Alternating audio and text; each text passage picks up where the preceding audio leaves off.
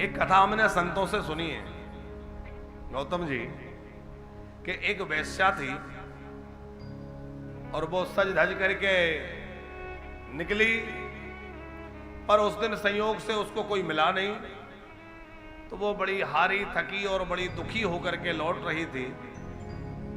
तो शिवालय बना हुआ था कहीं, भगवान शंकर का मंदिर, ध्यान से सुनना है इस कथा को। शिव जी के मंदिर से टिक करके वो हताश होकर बैठी थी। उसको पान खाने का अभ्यास था, पान खाती थी, तो उसने अपनी डब्बी से लगा हुआ पान निकाला और वो पान खाने लगी। तो उसका ध्यान गया कि इसमें चूना कुछ ज्यादा है। जो लोग पान खाने वाले होते हैं वो अपने स्वाद अनुसार, आवश्यकता अनुसार चूना कत्था सब डालते हैं, उसको लगा ज्यादा है। उसने उंगली से उसमें से चूना कम कर दिया, पान खा लिया। अब वो उंगली का चूना क्या करे, दीवाल से पहुंच दिया। वो दीवाल भगवान शंकर के मंदिर का शिवालय की दीवाल थी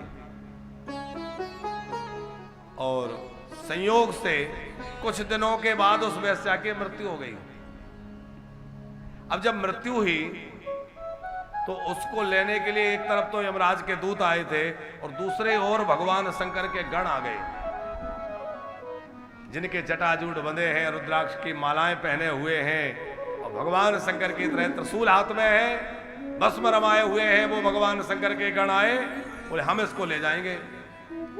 यमराज के दूतों ने कहा जरा इसका बही खाता तो देखो, इसने जीवन में कोई बढ़िया काम किया ही नहीं। अरे ये तो अपना शरीर बेचने वाली गणिका है, इसने बहुत पाप किए हैं।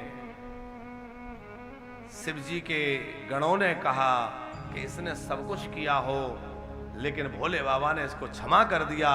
क्यों? बोले इसने महाशिवरात्रि के दिन भगवान शंकर के मंदिर में, शिवालय में, उनकी दीवाल में चूना लगाकर उसको पोताई करने का काम किया है। अब आप विचार करो, क्या उसने पोताई करी?